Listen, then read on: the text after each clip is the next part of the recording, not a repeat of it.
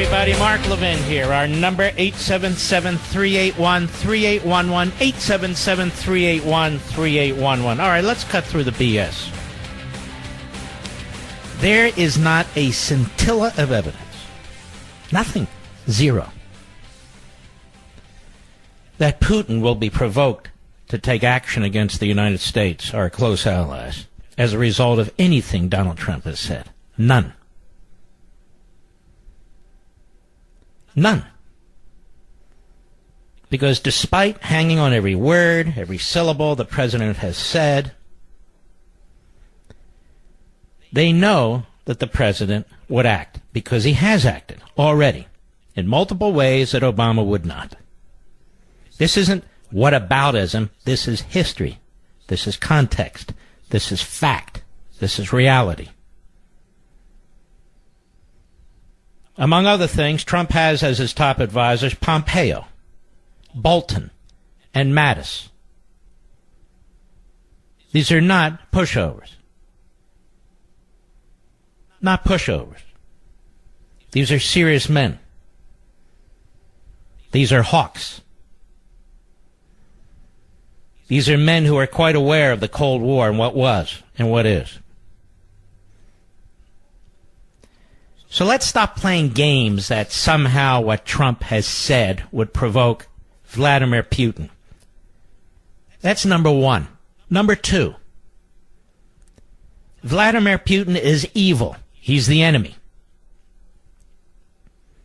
I've said that all along. That's his record. That's his history. Trump knows this. His administration knows this. And they know the same about China. And they know the same about North Korea. And they know the same about Iran. It's Trump who has successfully, significantly increased defense spending. What do you think he's increasing defense spending for? Canada and Mexico? Now, I speak as somebody who is a Reagan conservative, a constitutional conservative, who endorsed Ted Cruz during the Republican primaries and endorsed Donald Trump in the general election and voted for Donald Trump in the general election. And Donald Trump has been far more conservative on far more issues than I ever believed he would be. There are areas of disagreement, but to act like liberals, to mimic liberals on MSNBC and CNN and the rest of the media world, to sound like liberal Democrats who have as their sole purpose to sabotage this president, to listen to conservatives and pseudo-conservatives do such a thing, is appalling. It's ignorant. The Democrats and the media are psychopaths in many respects, as I said on Hannity last night. They are using Alinsky tactics against this president. They want it seared in the minds of the American people that when they think of Trump, they should think of Hitler. When they think of Trump, they should think of concentration camps. When they think of Trump, they should think of treason and tyranny and all the rest. Everything they say and do is far worse than anything Trump has said and certainly done. This is a president and presidency worth defending. And if we don't defend it, nobody will. Again, you don't have to defend every policy and every statement and so forth. But don't mimic the left with their Alinskyite tactics. One of the reasons so many Americans, including conservatives, like Trump, is he fights back. He's the anti-Alinsky. He doesn't sit there and take it. How many times do we say during the presidency of George W. Bush, why the hell doesn't he defend himself? Why the hell doesn't he defend the war in Iraq? What's the problem? So he'd get beaten up in the media. He'd get beaten up by Democrats. Well, Trump doesn't go that way. We've been beaten up and kicked around for so long that some in the Republican Party and some in the conservative movement just expect to be beaten up and kicked around. As long as they can write a column or be on the radio and make a speech or have an appearance on TV, they feel perfectly fine. Well, I don't feel perfectly fine. I've lived too long. In and out of politics, in and out of government, in and out of radio, to see an attempt to sabotage a president, and I will not participate in that. There is no fear that because of the press conference in Helsinki, what is this, day 3 or 4? Or what the president said today, Vladimir Putin will all of a sudden say, oh, good, we can attack America. Oh, good, we can go after one of America's allies. Such simplistic, left-wing nonsense. Nonsense. They've seen what Trump will do in Syria. They've seen what Trump will do to Russia. They've seen what Trump will do to China, to North Korea, to Iran. They haven't seen anything like this since Ronald Reagan. So let's stop playing the left's games and pretend that Trump is provocative, that he's sending the wrong message to Putin. Now, the Democrats say they want the translator for the one-on-one meeting with Trump and Putin, the private meeting that took place, to testify before Congress. Now, isn't that precious? The same Democrats who didn't want to hear a damn thing about all these secret side deals and the Iran deal that enriched a terrorist regime that killed American soldiers and is the leading terrorist regime in the world. They had no problem with the Iran deal, secret side deals, the conference of $150 billion to the Islamo-Nazis in Tehran. They had no problem whatsoever. And when Donald Trump, that's right, Donald Trump said, this deal is crap and I'm killing it, well, they were very upset about that. Secret deals or no secret deals. But this is a separation of powers issue.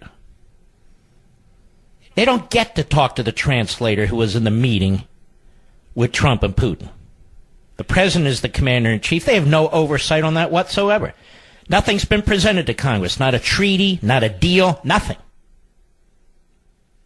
Now, you folks need to keep something in mind. Some people intend to make their careers on Donald Trump. Some people, they show up more and more on Fox. They're written about in left-wing newspapers. If they take shots at him. In the past year, Mr. Producer will tell you, I've been invited on virtually every major network talk show, Sunday talk show, about a year ago, in the nation. Right, Rich? If I would only attack Trump. I said, no. I don't need to do that. I'm not a monkey for the left. If I had written a piece for National Review, a searing piece, attacking President Trump and the Helsinki press conference, I'd be invited all over TV right now. I'd be favorably praised in the Washington Compost, the New York Slimes, and elsewhere. I don't go that way. I haven't since I was a teenager, and I'm not going to do it now that I'm 60 years old. This president, while he does things that are very frustrating to me in trade with our allies and so forth, this president is crucially important for the future of this country. Now, why? Why do we spend day in and day out in the pseudo-media with pseudo-conservatives, the left, the Democrats, the whole cabal, arguing over, he said no. Did he mean no to any questions, or did he mean no to Russian intervention in our election? We spend more time talking about that than Obama failing to do anything about it. Oh, that's whataboutism. Whataboutism. It's called knowledge. It's called knowledge. It's called information. It's called reasoning. That's what we do. so we can know who's up to what. And that's very, very important. Conservatives should be defending this president. Not in every respect. Not like the pom-pom boys and the Rockettes. But defending him where he deserves to be defended. And what are some of those areas where he should be defended? Well, I'll explain in a moment. We'll be right back. Deal in facts, I deal in evidence. Deal in knowledge, deal in reason. Where's the evidence? Where's the evidence that Donald Trump is capitulating to Russia anywhere? Where's the evidence domestically that he's told the director of the FBI, the director of the CIA, the Attorney General of the United States to stand down when it comes to Russian interference in our elections, coming midterm elections? Plenty of evidence that Barack Obama and his staff told the various professionals to step down, to stand down. Is there any evidence whatsoever, anywhere, by anyone, that Donald Trump has told anyone, anywhere, within his administration to stand down when it comes to confronting or dealing with Russian interference in our election? None whatsoever. Zero. Is there any evidence anywhere from anyone at any time that Russia doesn't take this president seriously? Where's the evidence? There is no evidence.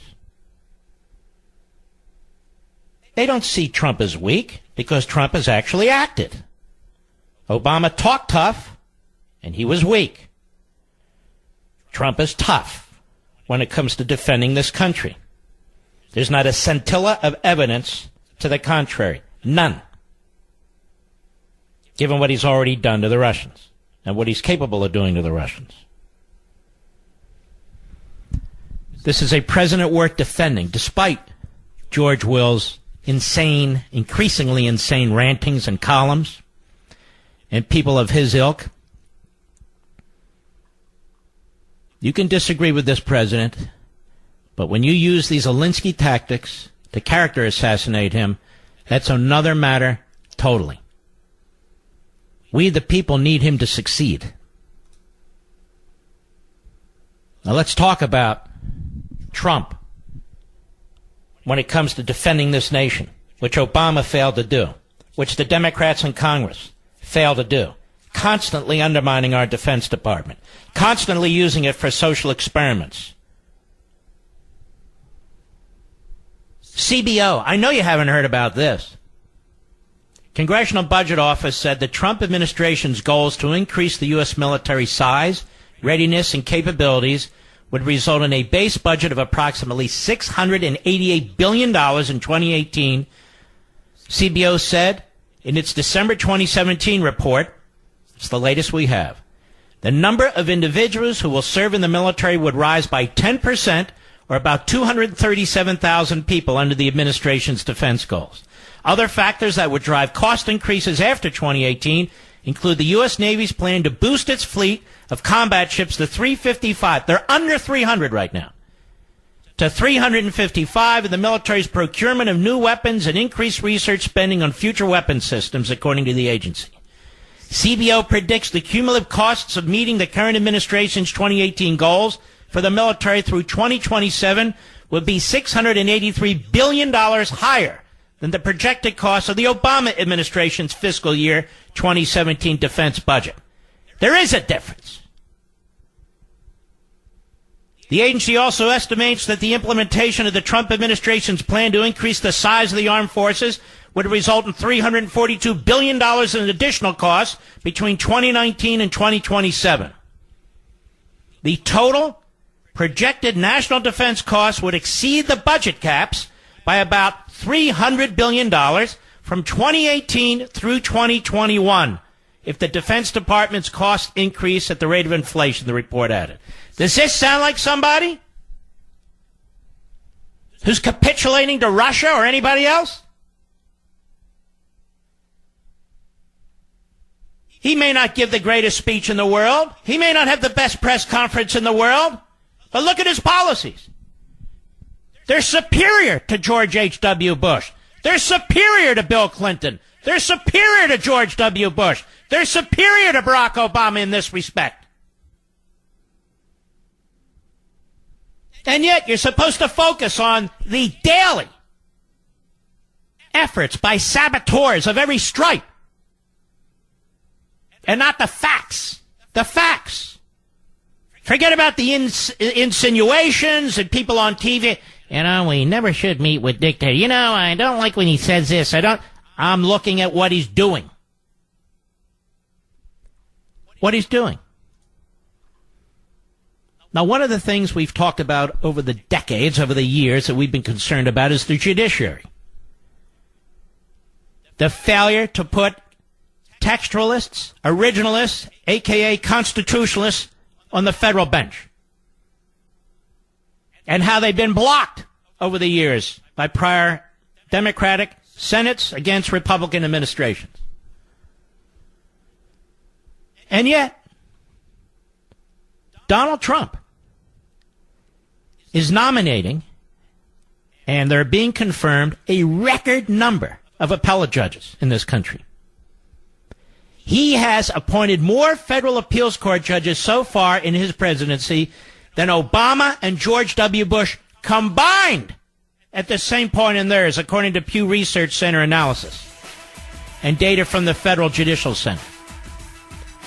More than Obama and George W. Bush combined. Solid constitutionalists on the circuit court. And George Will, who used to be a constitutionalist, who used to care about these things, just trashes the hell out of this president. I'm not done. I'll be right back. President of the United States, Donald Trump, has appointed more circuit court judges at this point in his presidency than the prior two presidents combined. And they are, by all accounts, solid as can be. His first Supreme Court pick, solid as can be. His next pick, Kavanaugh, who I have some questions about, but is largely praised, including by those who apparently hate the president's guts on the Republican side. And so you look at the judiciary, you look at defense spending, you got to hear this Alinsky-like hyperbole, even by conservatives and pseudo-conservatives. You know, should never have met with Putin, and by meeting with Putin in the press conference, he's going to provoke Putin to attack us. He's going to show weakness. They don't have one scintilla of information to back that up. Nothing.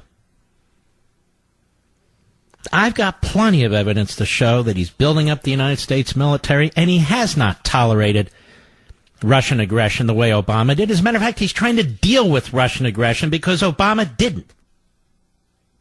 He's doing this across the board to very disappointed individuals, some of whom voted for him, isolationists, accusing him of being a globalist. So there's that. Mark, why are you bringing this up? I'll tell you why. Some of these people attacking Trump say, when you actually look at the fulsomeness of what he's doing, provide a more comprehensive picture of his presidency, they have a habit, you see, of tap dancing all around. No, don't look at that. We're only looking at this little piece because I want to look at this little piece and I don't want to look at the whole thing. Is that how you want to be looked at, folks? One thing that you said, one thing that you did? Is that how you want to be judged? I mean, unless it's an overtly criminal act. I'm talking about a statement here, a statement there, an act here, an act there. That's not how I judge people. It's not how I want to be judged. That's not how I judge family members. That's not how I judge friends. That's not a normal way of looking at things. And then patting yourself on the back for being a purist. You're not a purist. You're an idiot.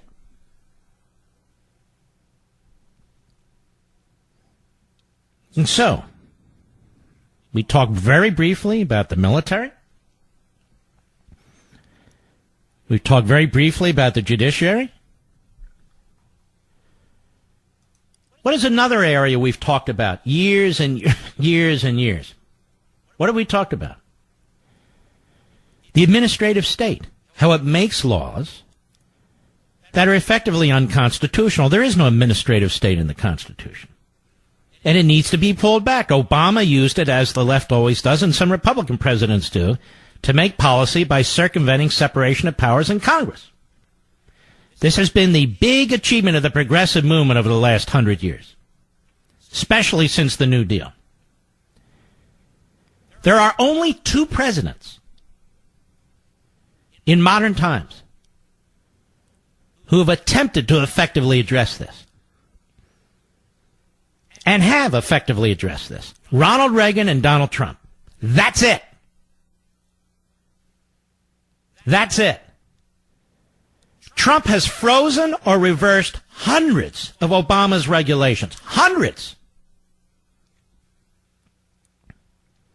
Hundreds. Is George Will aware of that? Any of the other never-Trumpers aware of that?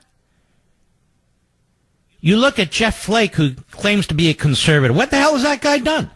Bob Corker, who greased the skids for the Iran deal. They run to him for comments all the time. What the hell has he done? The hell have any of these guys done? Nothing. Nothing. These things have mattered to you. The undermining of our military. The massive expansion of the administrative state. Or the swamp, as people call it now.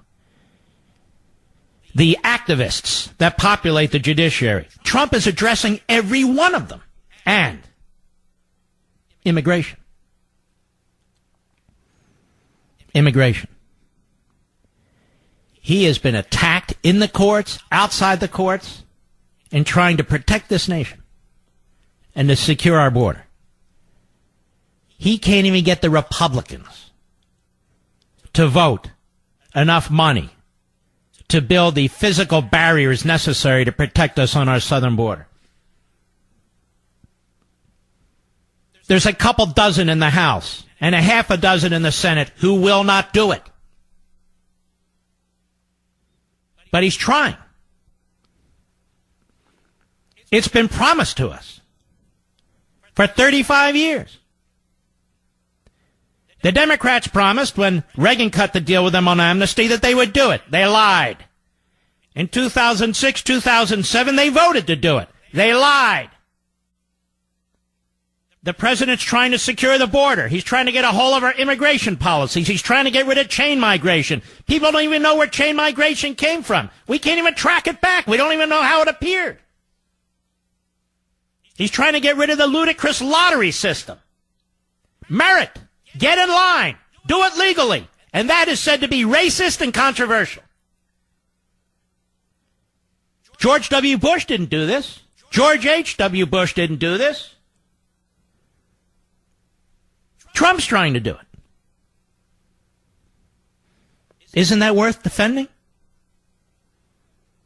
Isn't he, as a general matter, worth defending? Again, I'm not saying, look, I'm not a special pleader. I'm not one of the pom-poms and the Rockettes. People get furious with me when I criticize the president on trade, or even some of the other issues. But I look at this presidency as a whole. I look at the man as a whole. He's never held public office before. These press conferences are brand new to him, a couple years old. He might be imprecise in a statement here and there and so forth and so on. He's not one of these political zombies who have spent 40 years in politics and have an answer, a nice, clear, smooth answer, which turns out to be a non-answer for every single question. Sometimes he's tripped up by a media that are out to destroy him. But I think what gets to me the most are these Republicans and these pseudo-conservatives. I think that's what gets to me the most. Because they know what's going on. But they don't like them. And then they pervert conservatism. They use conservatism to attack the president. to claim that he's not principled enough, or his character is lacking. When in fact, he's one of the most conservative presidents we've had, with a few exceptions, in modern times. They have no problem, many of these people, not all of them, but many of them, embracing Mitch McConnell, Paul Ryan, embracing almost any of the Republicans who are running in the Republican primary against Trump. They would have had no problem. They would have worked it out. And so, but Trump, no, because they didn't want him to win. You know, one of the things, I'm going to have Mike Huckabee on Sunday night. He is a fascinating man. In past years, I've been very critical of him. But I've learned more and more about him. I've studied his background more. And I said, let's bring him on Life, Liberty, and Levin. And he has said something to me, and it's so true. Trump does not rely on, does not consult, in fact, is repulsed by K Street, the special interests, the lobbyists. They have no way of getting to him. They get to almost all members of Congress who need their money to run for re-election. He didn't need any of their money to run for election. And so they want to take him down. And the politicians who they've bought and paid for want to take him down. He will not play by their rules. Washington is actually a fairly small city. It's actually a very small city where Democrats, Republicans in public office, public officials, they all kind of know each other. They all hang out in kind of the same circles. In that respect, it's almost like Plato's Republic. These are the philosopher kings. And you're simply not allowed to buck them. You're not allowed to buck them. You can be a conservative Republican, but you can only be a conservative Republican if you're ineffective, largely. This is also why they hated Reagan. People don't remember. Some people are too young. Some people, their memories have faded. They hated Reagan. The establishment hated Reagan. The man won 49 states in his re-election. Lost Minnesota to his Democrat opponent, Walter Mondale, by around 3,000 votes, which means if 1,500 votes have changed hands, he would have won all 50 states. Massive popular vote victory, massive electoral college victory, and immediately they tried to take him out with Iran-Contra. Immediately. And I remember Republicans jumping ship then. It's the same crowd in many respects. There is no evidence whatsoever, none, that Donald Trump doesn't take threats from Russia seriously. In fact, the evidence is he takes them far more seriously than Obama, the Democrats, and the media, and many Republicans ever have. He's taken actions against them. He's building up the United States military after a decade of degradation by Republicans in Congress, Democrats in Congress, and the Obama administration. He is trying to reverse what Obama did to the judiciary, which is crucially important. And he's making excellent strides in that direction. He's trying to get our immigration situation under control against the Chamber of Commerce, against big labor, against the Democrat Party, against the media, and against half the Republican Party. And I have to sit here and listen and watch every damn day. He said no. Did you hear him say no? He must have meant no, that the Russians aren't intervening in our election. Damn it, when they intervened in our election, Obama didn't do a damn thing about it. Why is Trump on his heels over this? He hasn't told his administration to stand down the way Obama did. Wake up, conservatives. What the hell's wrong with you? We'll be right back. Many of these never-Trumpers and these progressives, they have a lot in common these days. They have a lot in common these days. They twist events. They demand that you look at things the way that they look at things. They don't really want to engage you. They insist that you join them in their effort to sabotage the president. They'll take one little thing out of context or one big thing out of context. I sit and I think, if they had succeeded and Hillary Clinton was president, and that was the reality we faced with, what would be going on with Russia now? China, North Korea, Iran. The Iran deal would still be in place. Our embassy would still be in Tel Aviv. We wouldn't have recognized Jerusalem as the forever capital of Israel. We wouldn't have 3 fleets off the Korean Peninsula and 2 attack subs.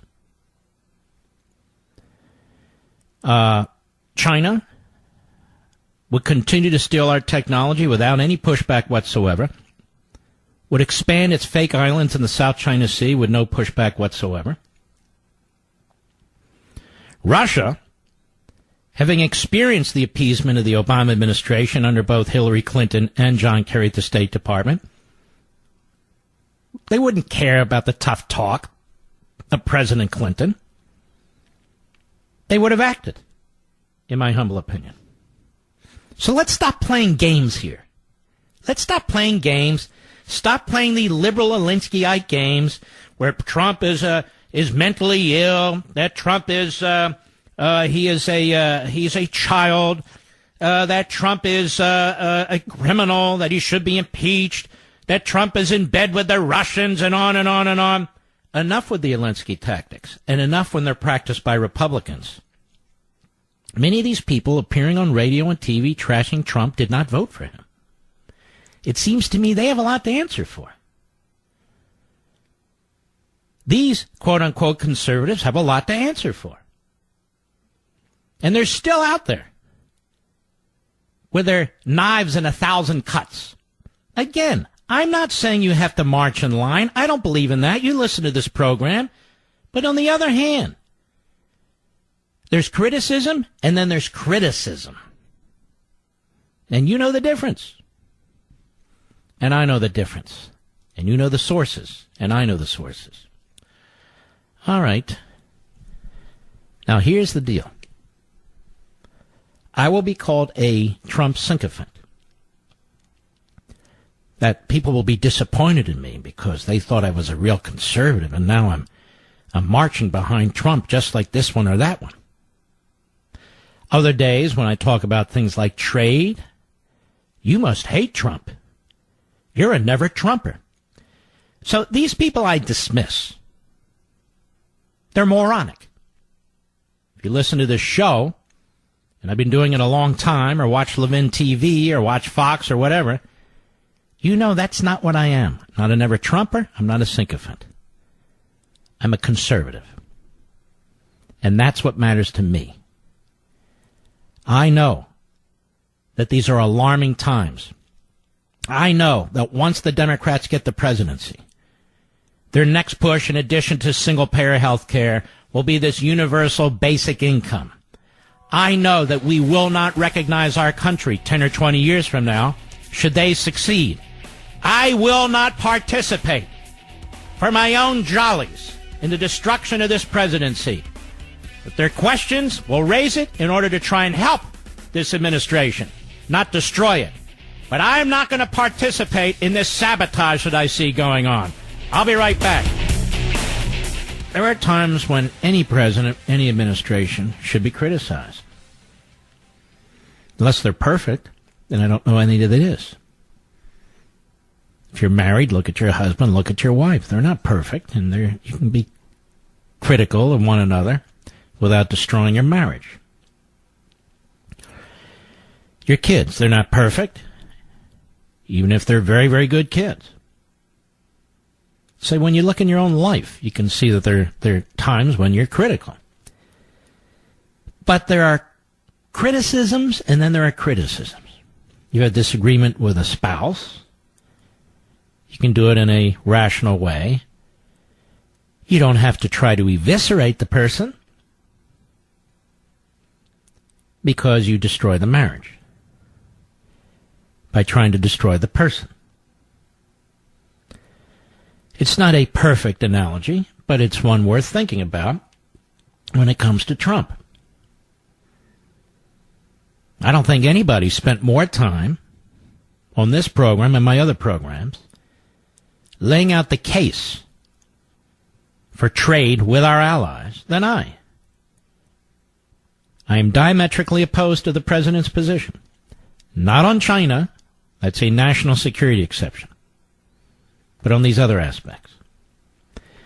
And there have been other things, and there will be other things, maybe even as relates to Russia and so forth. But I will not adopt the Alinskyite tactics. I will not throw in with the mob just to ingratiate myself with the mob, because I know this. I've seen people try this before. It doesn't work anyway. Stick with your principles. You know, a buddy of mine, well, let me put it this way. I served on my local school board. I was elected when I was 19 years old. I was sworn in right after I turned 20.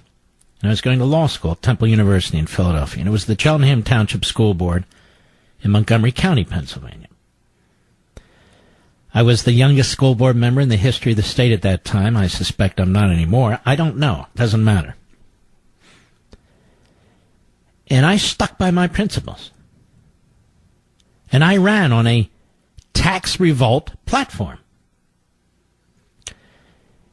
And another gentleman, two other people were elected on the same ticket, all Republican. Another gentleman, a friend of mine, was elected too. He was quite young too. I think he was 26 or 27 at the time. By the name of Bob Selleck, and he's now in Miami. He's a good guy. And he just emailed me, and he said, "You are right.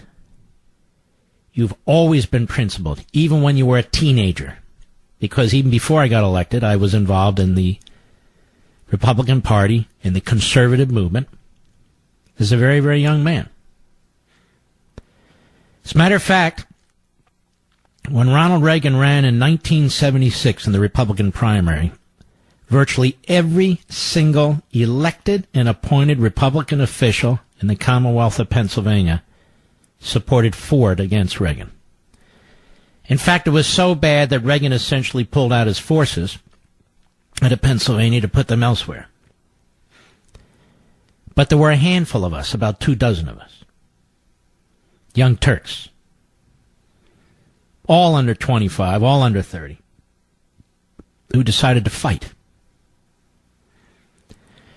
Several became delegates to the Republican convention by running to be delegates to the Republican convention.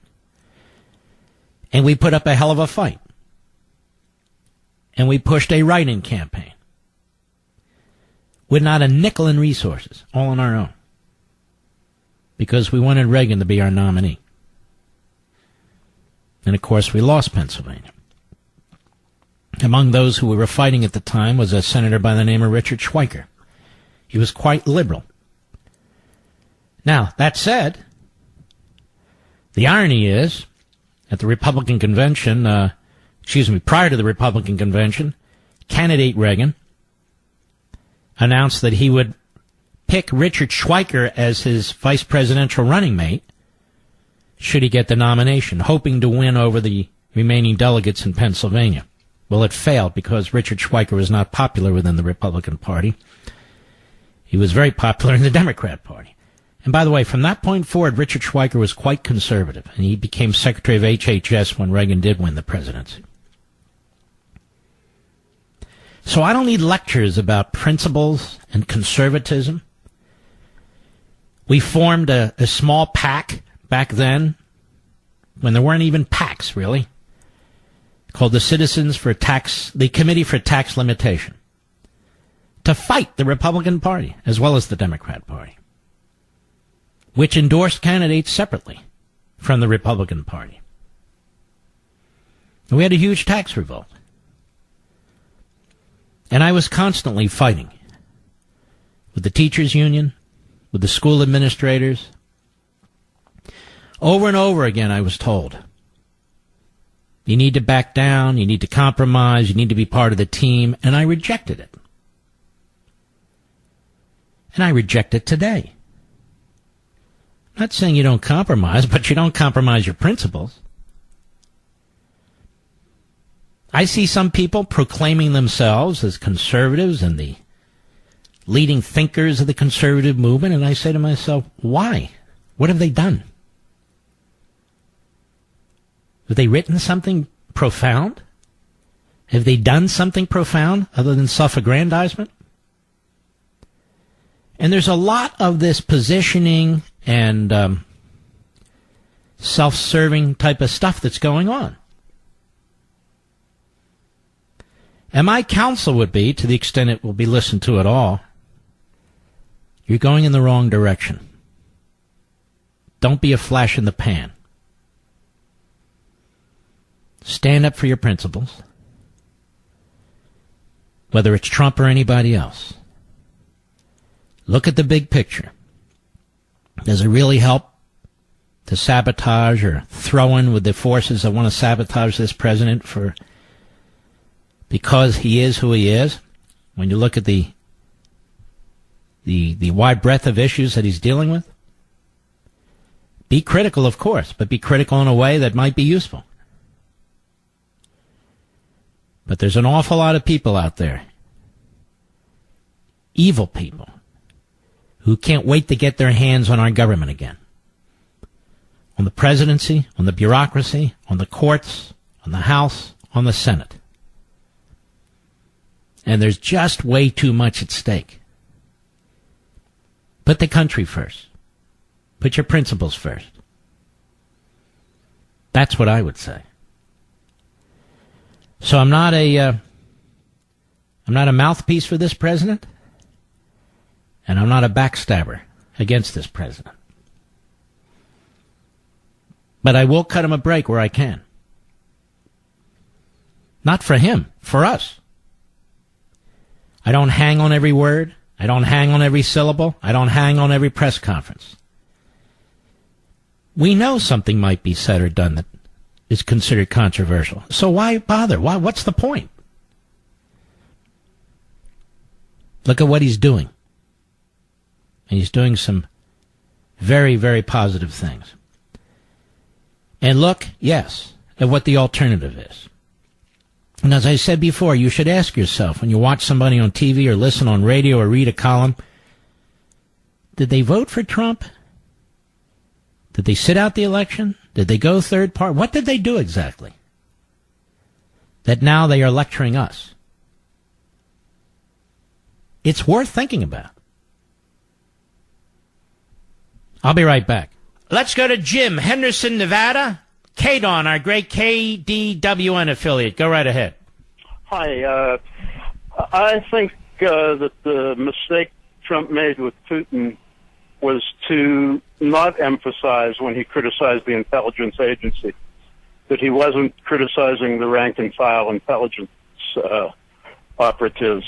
This is something that the conservatives have stressed all along in their criticism.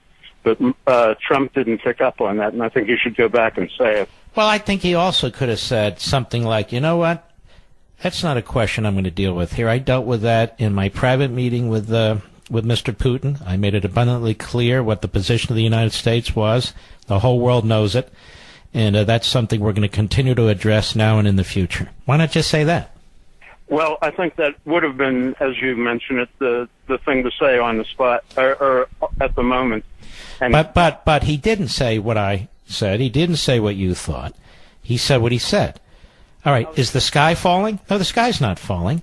Is he in bed with Putin? No, he's not in bed with Putin. He's demonstrated that through his own actions. Is it a provocation? No, it's not a provocation. Okay, enough already. Well, I'm thinking that now that he's back here, he ought to re-emphasize that. And okay, well, he may, maybe not, but I say enough already. Move on. That's just my opinion. Nothing he says is going to qualify as a responsible answer to a lot of his critics. As I said on Hannity last night, if he turned around and said, look, you little bastard, you interfered in our election, you better not do it again, the same people beating their chest today would say that was very undiplomatic. I mean, they have nukes, don't you know? So he wasn't going to win under any circumstances. Let's go to John, Kansas City, Kansas, the great KCMO. Go. Thank you for taking my call, Mark. I appreciate it. Hey, something that I thought was going to get discussed out the wazoo after that public part of the meeting between Putin and Trump was when Putin, through his translator, says, the relations between the United States and Russia were excellent during World War II when we were fighting Germany. And they've gone all up and down, and they're probably the worst it could be right now. And there's definitely some room for concessions and things to happen. And I'm thinking to myself, my gosh, there's the reason for the meeting right there, but no one's talking about that. Well, it's a good point. Nobody's talking about what they may have discussed in private and so forth. There's been a little bit of information that's come out, but a lot of diplomacy is done in secret. So we'll see. We have some people saying that, Trump should never have met with this guy. I don't have a problem with a meeting with this guy. I mean, he's trying to resolve some of these issues, and I assume resolve them on behalf of the United States. I mean, we have some troops in Syria. They have some troops in Syria. There are issues going on that I think do require these men to talk, and it's okay by me. Look, I trust him talking with Putin. I would never trust Obama, and I wouldn't have trusted Hillary Clinton. All right, my friend, I appreciate your call. Ed, Fort Worth, Texas, the great WBAP. Go. Hello, Mr. Levine. Appreciate your show and your time. First-time caller. Thank you. After what I saw out of Brennan yesterday, and I'm sure you might agree, that they shouldn't even call these media news anymore. I mean, he gets on there, and we're talking about a guy in 76 that is confessed to the whole country that he's a communist. But he wants. Well, no, he's not. He wouldn't say he's a communist today. He voted for a communist, Gus Hall, the leader of the Communist Party USA, which was funded in many respects by the Soviet Union. Tell me, how did he become CIA director? Did any Republican vote for his confirmation? Can we find that, Mr. Producer? If not today, tomorrow. How do you vote for a guy like this to be the director of the CIA? And look what a slob he is. Look what a nasty... And when you have a guy like him who's so highly partisan and ideological, and a guy like Comey who's now been tweeting away, he'd be better tweeting away behind bars, by the way, but he's tweeting away about how Republicans must vote for Democrats. It's not a matter of policy. It's a matter of patriotism. You got to vote for the Democrats. That's pretty funny. So you know that Comey was never a straight shooter. Brennan was never a straight shooter. You have these highly partisan, personally obsessed egomaniacs in these critically important positions. That is very scary. What did Swalwell expect him to do yesterday? Did he expect him to get up on the podium and punch him in the nose and call him a name? Who is Swalwell? The Democrat from California? No, I actually know that. But who is he? He's a nobody. He's a backbencher. In fact, if Fox wouldn't keep putting him on TV, we wouldn't know who he is, would we? No. So why do they... Go ahead. I wanted to find out from you, and I would love to be your promoter to battle against anybody on CNN or MSLSD. I really would so that much. I want to know, Thank you. And I want to hear it from you, sir, because you're a lot smarter than I am, I can tell. I don't know. How is it nobody was offended or taken aback when not an administration since Carter would even consider that FMS deal and giving Iranians back? Do they not still sponsor Hezbollah and Hamas? Yes. They gave them a pallet full of cash and released sanctions. How is that not making this whole country stand on end and go, oh, my God, did he just do that to a terroristic group? Yep. And he was defended by his party. He was defended by the media. He was even defended by many Republicans. And many of these same people trashing Trump over his press conference. I mean, it really seems bizarre, doesn't it? It does. Did the Clinton Foundation make any money off Uranium One? Mm-hmm. I assume they...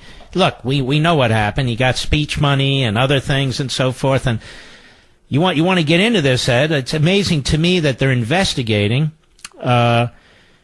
collusion with the Russians and interference in our election. And how is it that you don't investigate the Obama administration? That's what I'm saying. How is it Chuck Schumer can spout off at the mouth and you got pictures of him standing with Putin drinking coffee in a delicatessen? Oh, we do? Yeah. Oh, man. Yeah. All right, Ed, I appreciate your call. I didn't know that. Do we have that, Mr. Producer? I don't know. It's floating around, but is it a real photo? You know, Anthony Weiner once worked for Chuck Schumer. That must have been quite an office there. Don't you think? Schmucky and Weiner? Craig, Scott City, Kansas, the great KBUF. Go.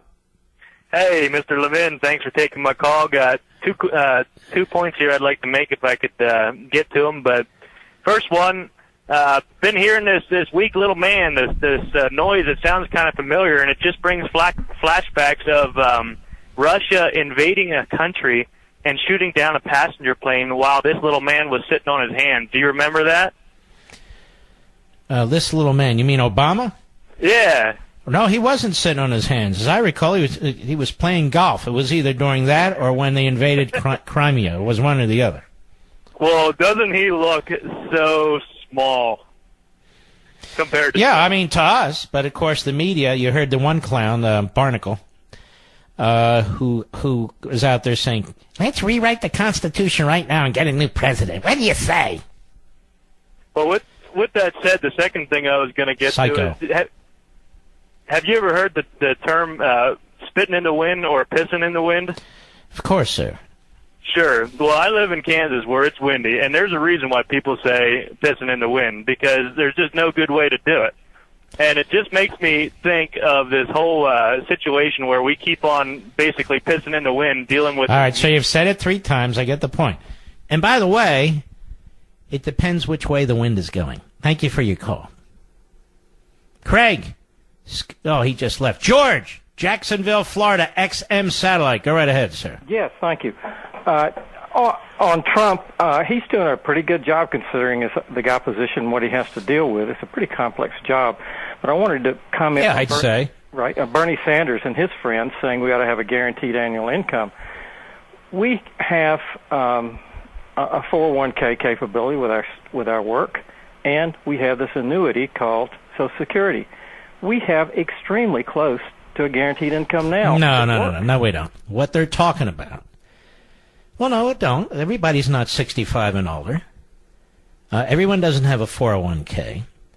They're talking about a guaranteed universal basic income for people who don't have it, or to insure it in every case.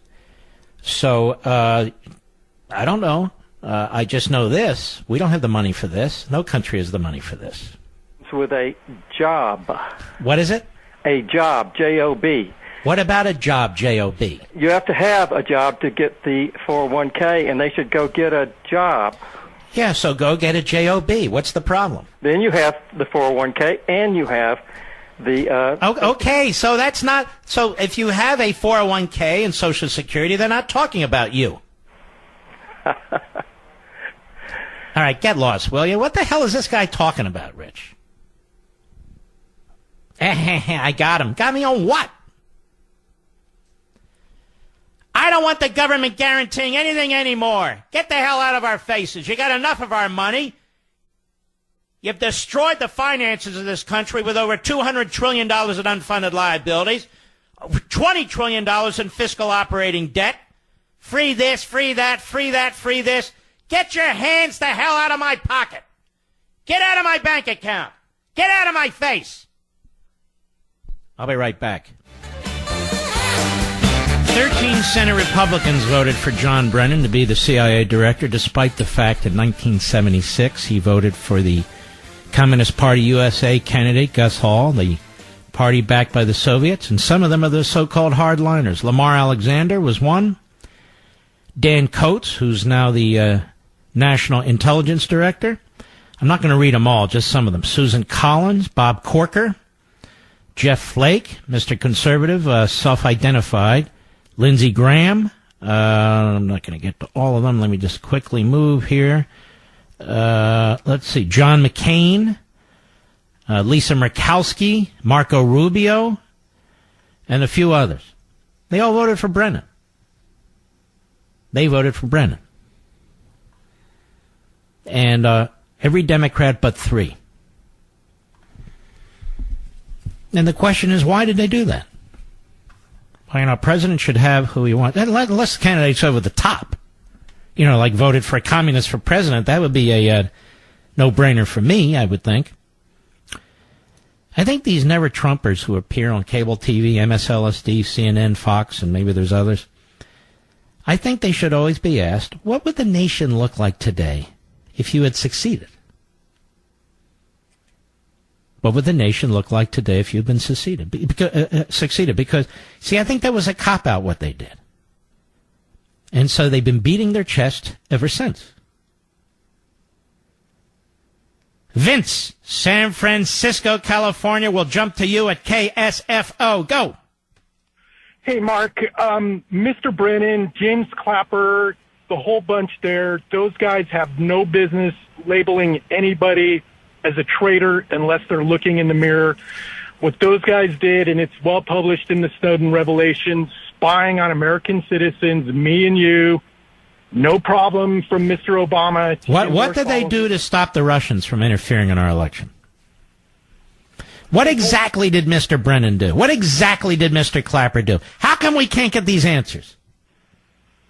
Excellent question. What exactly did Barack Obama do? We know what he didn't do. We know he told them to stand down. Yet he's not under investigation. Clapper's not under investigation. Brennan's not under investigation. Hey, maybe the Russians have something on them. What do you think? Indeed. Maybe they're treasonous. Maybe they're traitors. Absolutely. Maybe they're un-American. All right, thank you for your call. All the psychopaths on TV and radio. It's unbelievable. Amy, Colorado Springs, Colorado, XM Satellite. Go. Hey, Mark, it's an honor to speak with you. Just a comment on the guaranteed income and guaranteed job.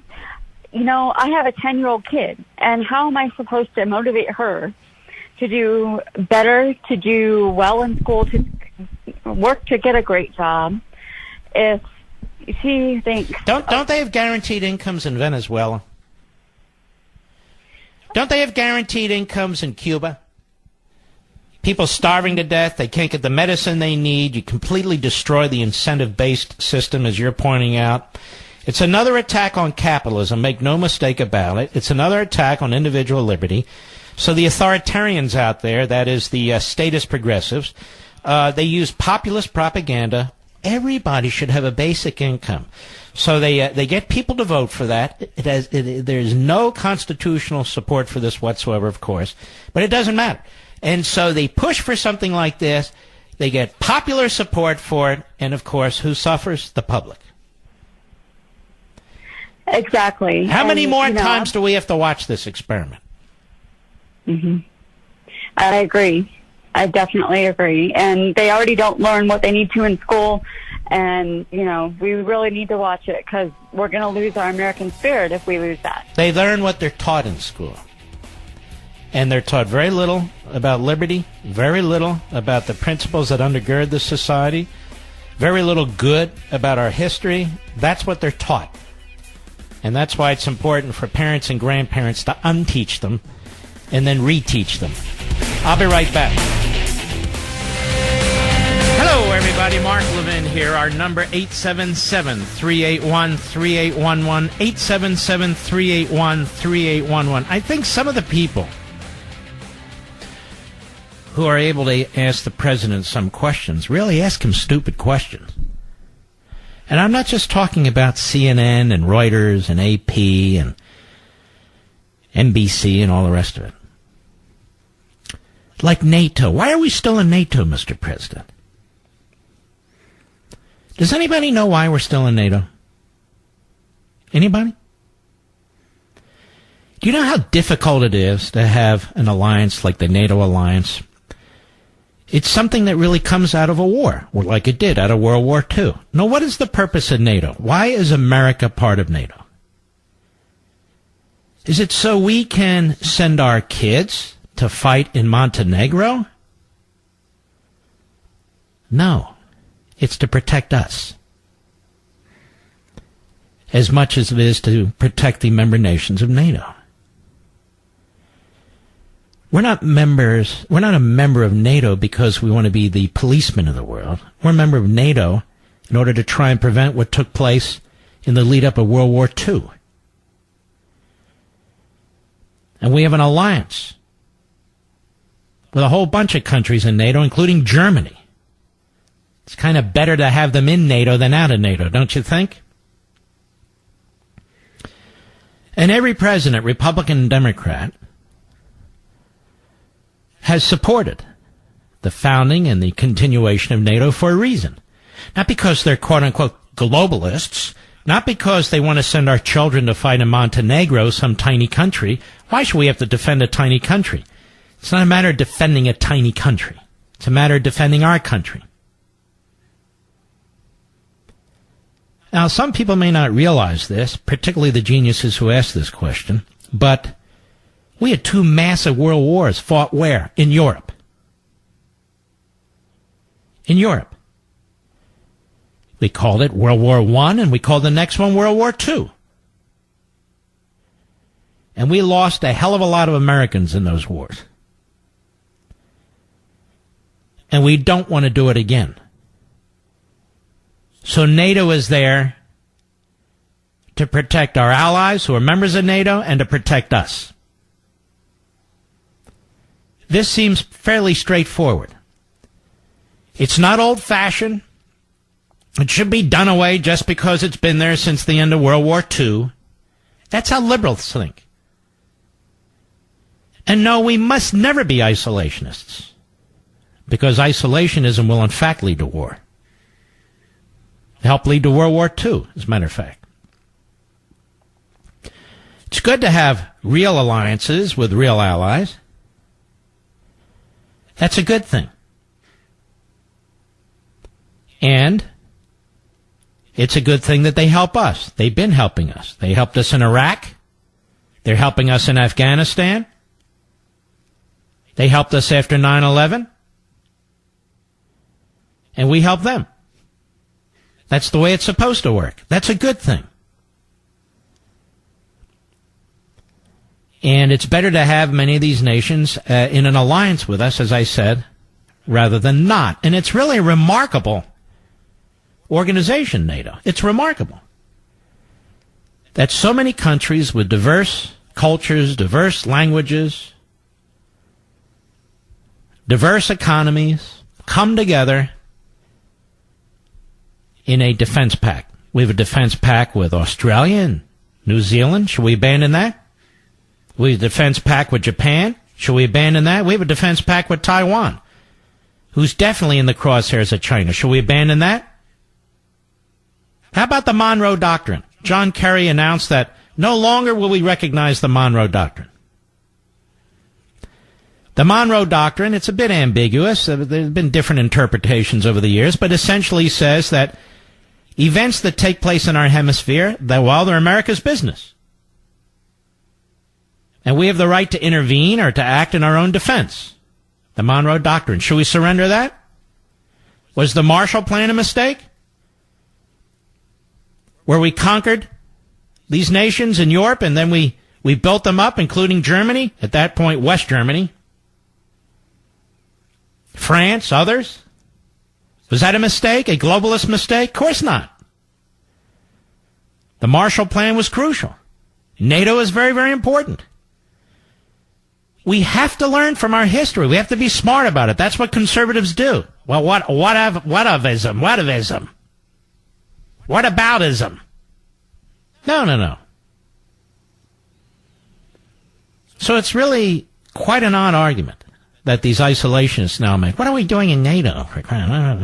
NATO pact. We're going to let Montenegro determine whether we go to war or not? Montenegro's not going anywhere. It's not going anywhere. And of course, Putin tried to affect the election there too, by the way, and almost did, to try and put in a puppet regime. So all these new kind of Pat Buchanan, Bernie Sanders isolationists and their condescending, awkward thinking patterns, I reject them. All right, I just wanted to say that, just because I felt like it.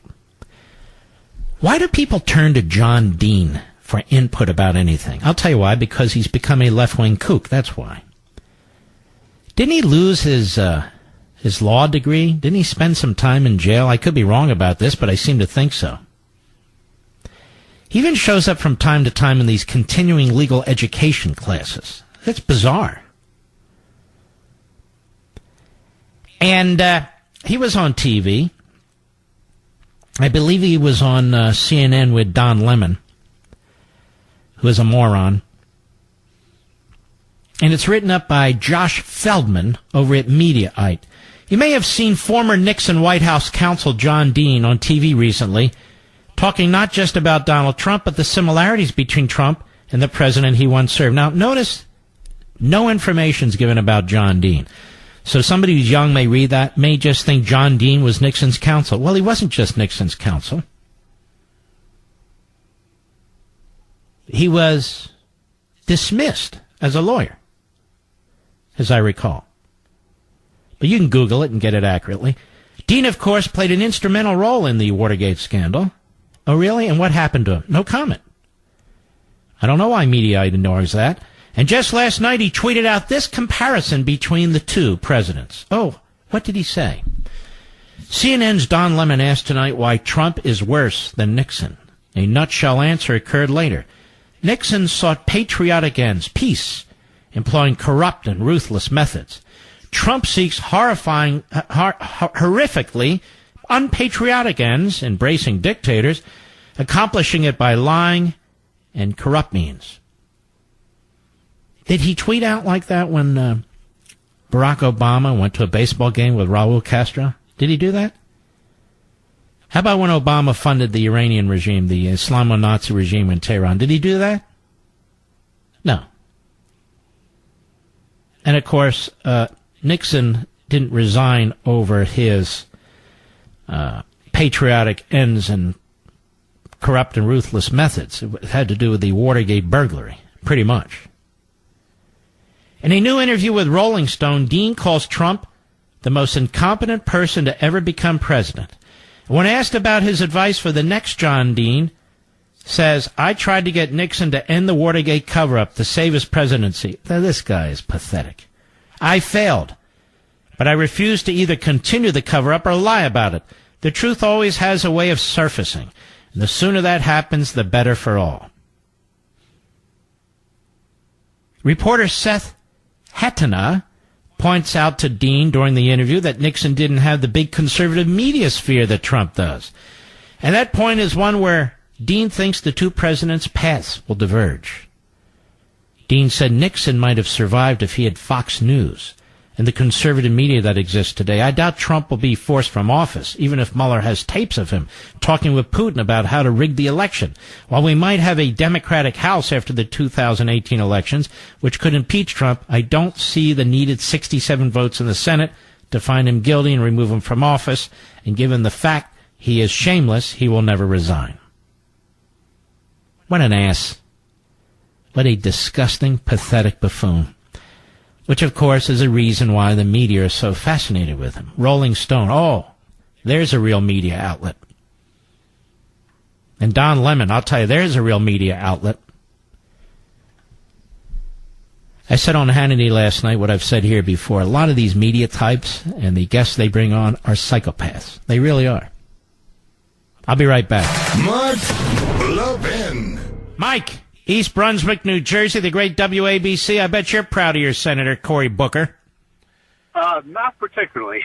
No. But anyway, Mark, thanks for taking my call. One of the biggest problems I have with all this business about the Russia summit is why did somebody from the press want to put Trump on the spot and have to say, hey, is the guy standing to your right that you just had a summit with a liar? Or is are your own federal agencies liars? Now, back when, in 2016, when there was a summit with Obama and Raul Castro, I remember that press conference in 2016. He said, we don't have political prisoners, we don't violate human rights, etc. Now, would somebody from the press have said, hey, Mr. Obama, the guy standing to your right, Is he lying that you just had a press conference with, or is your own State Department who is... Outstanding point, Mike. And was the question ever asked? No, the question, of course, it's not going to be asked. No, they don't want to embarrass Obama, do they? In fact, they like the Cuban government. But it was the State Department that came out with these reports in 2015, 2016 that contradicted everything he said. All this is about, setting him up. And it really is getting to be, it's starting to turn my stomach, Mark. Starting? All right, my friend Mike. Excellent point, as a matter of fact. Till, Kewanee, Wisconsin, the great WTAQ. Go right ahead, sir. Hello, Mark, the constitutional warrior and excellent book writer. It's Thank an honor you, to sir. speak with you. Thank you. I'd like to know why it's the Republican Party's duty, the senators, to stand up in the face of all this and point out to these the truth-hating liberals that Obama administration and his intelligence community that these cyber attacks occurred under, like you've been talking about. These same people throwing stones at Trump, like the communist Brennan, who couldn't find an elephant in a phone booth. And I've had enough of listening to these dual airbags, Pelosi and Schumer. I just can't stand listening to these people anymore. And to show you what egomaniacs they are and what narcissists they are, the very people on whose watch this occurred are now objective analysts about Russian interference and the Trump administration. Have you ever seen anything as preposterous as that? Never seen anything like it, Mark. Now the failures are the experts. Yeah, well put. Thank you for your call, my friend. We're getting great calls tonight. Stu in Peru, Indiana. Quickly, XM Satellite, go. Good evening, Mark. Good evening. It's always an honor. Thank you. It's like a graduate-level course in Constitution and political Hey, knowledge Stu, don't every get night. mad at me. Can you hold on? I blew the clock here. I wasn't watching it. Don't hang up, Stu in Peru, in Indiana. We'll be right back. Well, let's continue. Let us go back to Stu in Peru, Indiana, XM Satellite. Yes, Stu. Mark, I'll get right to the point. You asked earlier about how things might be different if the never-Trumpers had prevailed. It's purely speculation, of course, but if past performance is any predictor, I would figure that Mrs. Clinton's foundation would probably be richer by a few $100 million, and Vladimir Putin would be flying the Russian flag in places like Kiev and Tallinn and the Baltic. Yeah, I mean, you're excuse me, you're quite right. And I've said this, and I've been criticized for this. It really is irresponsible to cast your vote in a way that could have helped Hillary Clinton get elected, if you're a conservative or a constitutionalist or a libertarian. Don't you think? Absolutely. I was a crypto facility custodian in the military, and if I had handled one document the way that she did and lied about it like she did, I'd still be in Fort Leavenworth, and that would be about 30 years by now. Well, thank you for your service, buddy. We appreciate it. Jason, Portland, Oregon. The great KUFO. Go. Hey, Mark. Thanks for taking my call. Yes, I just had a comment about that press conference with Donald Trump when the reporter asked him the pointed question whether he believed Putin or believed our national intelligence agencies. How are we supposed to believe the national intelligence agencies when the director of national intelligence, James Clapper, perjured himself in front of Congress, Senator Ron Wyden? I mean, these are the guys they're holding up as the completely 100% credible people we're supposed to believe. And why wasn't he prosecuted? I have no idea. Probably because Jeff Sessions is Attorney General. Well, did Congress refer him for prosecution? That has to happen first. Absolutely. You're the congressional expert there, but trust me, I'm not, but I do know criminal law to some extent, and Congress has to refer somebody to the U.S. Attorney's Office in Washington, D.C. I wonder if that's been done. Sitting there on CNN flouting his credibility here, and we're supposed to believe him, and no one's even talking about that. No, and he's a liar, and Comey's a liar, a leaker. I mean, these people are real retrograde. All right, appreciate your call. Wonderful call, Jason. Jeff, Lake Charles, Louisiana, the great KAOK. Go. Well, that's a great segue into my comment, by the way. Thanks for taking my call, and you're so thought-provoking on so many levels tonight. It's a great show. Well, does anybody see the common thread in a lot of this stuff? And I just got a email an hour ago about Strzok, the FBI agent that has ties to Iran. Correct. Go ahead. I'm sorry. Iran and the Clintons and money deals and airlines and stuff like that. This is part of this fifth column movement that is tied to communism, and that's the common thread, and it runs through these guys. I don't know how deep, and it runs through the CIA. This is a very scary thing. Then it runs over to the Clintons and over to Obama, and there's definitely something going on here. Now, how deep it goes, I don't know, but I'm telling you, we need to put the pressure on our congressmen, the ones that will listen and start this stuff that needs to be done, the prosecution, referral for the prosecution.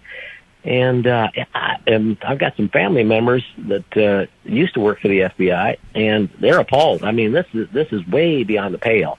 So there's something else this big. This is a big deal. It really is a big deal. And it's like a pot of boiling water. All this stuff is coming to the top because the heat is on these guys, and they're vying for their political life and the communist way, I guess you'd say, because there's nothing else left. So Donald's onto something, but well, I'll tell you what, it's like a one-man band there. Mm-hmm. Very well. There's a handful of members of Congress who are really trying to fight their way through this, particularly in the House. Quite frankly, you've got Ron DeSantis, who is outstanding. Mark Meadows, Jim Jordan, of course, they're trying to destroy him, and so forth. Thank you for your call. And I want to comment on Jim Jordan. I've commented on him before. I think Jim Jordan has been the target of a horrific smear. He's not accused of doing anything immoral, unethical, or illegal. Nothing. There's a relative handful of people who say he should have known that Team Docker was a pervert, doing what perverts do.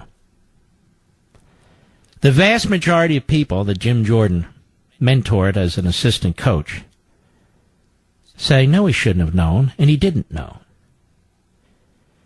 The coaches with whom Jim Jordan worked on that wrestling team said the same thing. The same thing. Some of the people who led the attack on Jim Jordan are reprobates, have clear evidence in their backgrounds of illegal behavior. They're litigious. They have scores to settle. And so this is how it works in the shadows. And the media, of course, run with this stuff. They smear somebody. They have absolutely no evidence whatsoever. None. Zero. And they're all looking. CNN started calling interns and calling this and calling that, and came up empty-handed. And so here you have a gentleman, Jim Jordan, who has to deal with this sort of thing now. His family has to deal with this sort of thing. And this is why so many of you hate the media. That's not reporting. That's smearing. It's not a story if you can't verify it. It's not a story if you can't verify it. So Jim Jordan comes under attack like this. And he's been one of the most effective members of the House of Congress in trying to get to the bottom of this coup attempt against the President of the United States. David, Superior, Wisconsin, the great WDSM. Go. Mark, thanks for taking my call. I've got a great dog story to tell you, but right now I want to stay on topic here with, first of all, with what I think personally. So I hope you'll indulge me, and I won't get the get off the phone thing. By the way, I do a pretty good imitation of your get off the phone bit. Go for it, baby. Okay. Get off my phone, you big jerk. Not bad. You sound like Hannity doing my voice. Well, you're a great American. You're a great American. Yeah, so, there you go. I want to get to my point, but there's so many things I want to talk about. I believe that Trump is, without question, the hippest president we have ever had. First of all, as a native New Yorker, and only 1 degree away from him, I know that some amazingly beautiful things that this man has done for people, little people, okay? But the media is not going to talk about that because they hate him. Secondly, you don't live in New York. You're not a builder and have to deal with a lot of people without having street smarts and chutzpah and the ability to communicate your message to whoever, whenever. I think that right now, Trump has access to. Now, I don't want you to think I'm going conspiratorial on you, and just if I could just finish. But I think he has access to a lot of information that will not only get players indicted, whose names will remain unmentioned. We all know who they are, and perhaps even sentenced to big house time. And so I would just ask people to keep supporting the president. God bless him. Try to disregard people with flake. Go on Twitter, tell him he's an idiot, because I do. And all right, let me slow you down. I don't know that I agree that Trump knows that these people are going to be prosecuted and so forth and so on. I just don't know that I agree with that. I do think he's been victimized from day one, immediately after his election. That the media and the Democrats, they wanted to take him out, and they've been working on it ever since. And when you look at Comey, who set him up, and you look at McCabe, who set him up, and Stroke and Page, who set him up, and then you look at the psychopaths, so many, in the media, this is what's going on. And I think when history writes about this, depending on who writes the history, of course, there'll be people who know more looking back than we know today. Thank you for your call, my friend. We'll be right back. Mark Levin. Well, as San Francisco goes, the nation goes to hell. Sacramento being non-citizens legally registered to vote in San Francisco school elections. They begin registering non-citizens, including undocumented immigrants, a.k.a. illegal aliens, to register to vote Monday in the November election for the city school board. This is nuts. Absolutely nuts. Only country.